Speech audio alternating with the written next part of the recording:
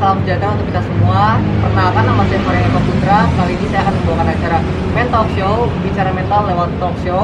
Kali ini saya sudah bersama dua narasumber saya. Boleh perkenalkan namanya siapa di sini? Halo, saya Ana. Saya Kaliza. Oke, dengan Ana dan Khaliza. Terima kasih kalian telah berkesempatan menjadi narasumber kali ini. By the way, background kalian sendiri ini apa ya? Apa kalian mahasiswa jurusan psikologi atau gimana? Kita berdua memang mahasiswa, tapi untuk jurusannya kita di ilmu komunikasi. Oh iya. Tapi dari kita sendiri tuh kita paham lah tentang mental health di saat ini. Oh iya. Untuk beberapa waktu belakangan kan masalah mental health itu lagi booming banget ya, karena kan apalagi ada COVID, terus ditambah Indonesia ini kan orang-orangnya belum terlalu ngerti lah. Kalau menurut kalian sendiri gimana tentang mental health issue itu? Kalau menurut saya sih lebih kayak dari masyarakatnya juga kurang rasa peduli sama tentang mental health ini sih. Oke. Kalau menurut Ana? Benar sih, saya setuju dengan Kaliza. Masyarakat sekarang tuh kayak cuma tahu yang lagi tren aja, tapi nggak begitu paham banget tentang apa yang lagi, maksudnya paham banget tentang mental issue yang lebih dalamnya gitu. Jadi cuma kayak tahu mental issue udah gitu doang aja. Oke, kalau menurut Ana sendiri di zaman sekarang tuh seberapa penting sih kita mengetahui betapa pentingnya mental health itu? Penting sih, penting banget, apalagi mental health ini kan bisa ngeganggu secara fisik ya. Iya. Kalau misalnya menurut Kaliza sendiri? Ya betul sih yang dikatakan Ana ini, karena emang sangat mengganggu fisik, pikiran juga kan. Apalagi secara mental health itu bisa jadi apa ya, kayak nyakitin diri sendiri. Oh jadi iya pasti. mengaruh ke hal-hal buruk lah, bisa tingkat kriminalnya malah jadi naik karena adegan bullying, karena pikiran benar. sendirilah, karena mental health-nya udah tidak stabil gitu. Kalau bagi kalian berdua nih, dari Kaliza dulu, pernah nggak sih mengalami sendiri gitu loh mental health issue gitu? Di masa pandemi mungkin ya pernah ngalamin kayak kondisi nggak stabil, kayak mental down atau gimana. Apalagi kan tahun lalu tuh bener-bener lagi baru lulus sekolah kan, jadi agak nganggur lah, jadi mental down di rumah atau gimana gitu. Kalau bagi Ana sendiri, pernah? Pernah, apalagi kan lagi sekarang tuh masa pandemi, banyak banget hal-hal yang harus diiniin, apa ya, yang tadinya kita punya plan A, jadi karena pandemi ini kita harus punya plan B lagi gitu. Jadi kayak ngeganggu secara pikiran. Benar. Kalau menurut kalian itu, terutama Ana ya, di kalangan anak muda tuh yang paling mempengaruhi mental health yang terganggu itu tuh apa ya? Entah percintaan atau keuangan, keluarga mungkin. Kalau anak zaman sekarang mungkin pertama di keluarga, kedua kayak di percintaan sih. Oh iya benar. Ya, Kalau ya, menurut Kaliza? betul sih, dari kayak keluarga mungkin di rumahnya ada masalah, kejadian-kejadian. Oh iya benar. Terus ditambah mungkin yang anak zaman sekarang gimana sih, kayak kita ngalamin lah masalah percintaan, yang berantem sama pacarnya atau kayak gitu-gitu pasti ngalamin, sering kejadian, pasti banyak lah orang-orang kayak gitu. Oke, tadi kalian di awal bilang kalau misalnya di masyarakat itu mental health itu masih disepelekan atau orang tuh masih belum menganggap mental health itu penting gitu loh. Bentuk penyepelean itu gimana sih? Kayak Terutama anak mungkin. kalau misalkan kita tuh lagi curhat sama orang nih, atau yang lebih tua, misalkan kita ngeluh ke orang tua, pasti orang tua tuh bilangnya kayak itu mah paling kurang ibadah, atau Iya. itu mah cuma gitu doang, nanti ini kok gitu. Atau enggak, kalau sama yang teman sebaya malah jadinya kayak adu nasib. Betul ya. Kalau menurut Kaiza sendiri? Ya seperti itu, betul sekali, kayak banyak lah yang nyepelehin, yang dari kayak kita curhat atau apa malah disepelehin. Jadi yang tadinya kita mau terbuka malah jadi nggak bisa terbuka ya, karena takut respon orang tuh, nggak bisa ada feedbacknya, atau malah adu nasib, cerita tentang kesedihannya kita, kesedihannya mereka, padahal kita juga emang lagi keadaannya tuh jadi nggak stabil lagi down gitu sih. Paham. kayak paling lu mah kayak gini doang, gue Iya, juga pernah kayak gini iya. gitu. Oh iya iya, pasti anak muda Iya, banyak banget Sepele ngerasain. lah, disepelein banget.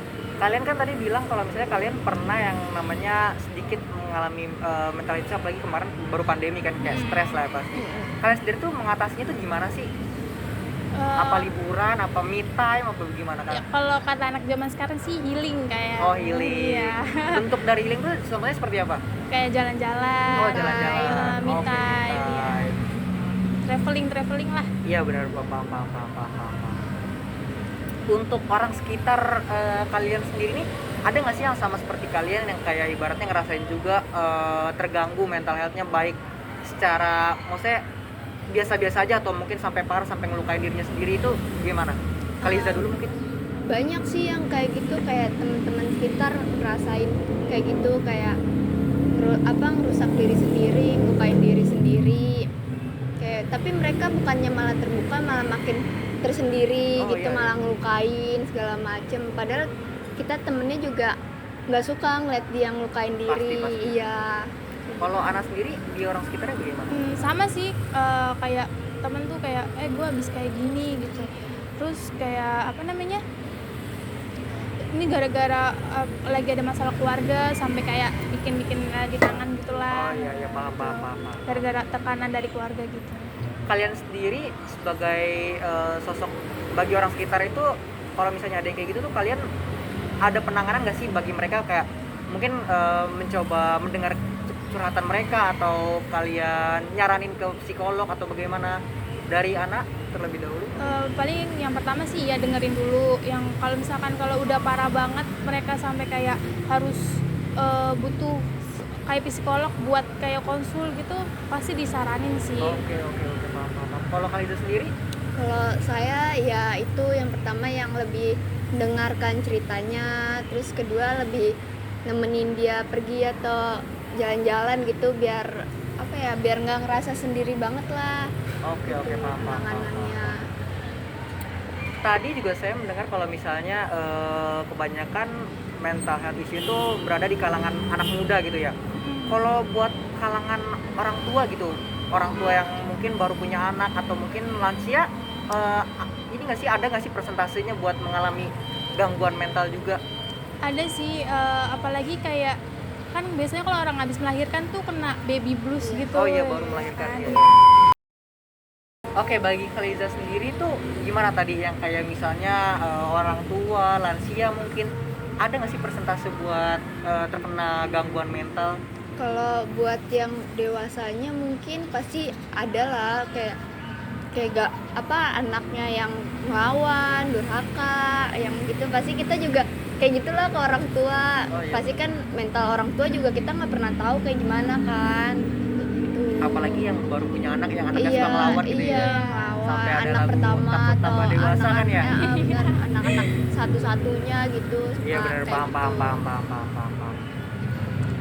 Biasanya tuh orang kalau misalnya kena mental health itu mereka tuh gimana sih cara mengetahuinya? Kan kalian concern banget nih, kayak mengetahui lah gimana cara mereka tahu mereka tuh kena yang namanya mental health gitu. Apa mereka harus ke psikolog, atau mereka dari Google aja bisa nih kayak, wah ini gue mungkin kena itu, gimana?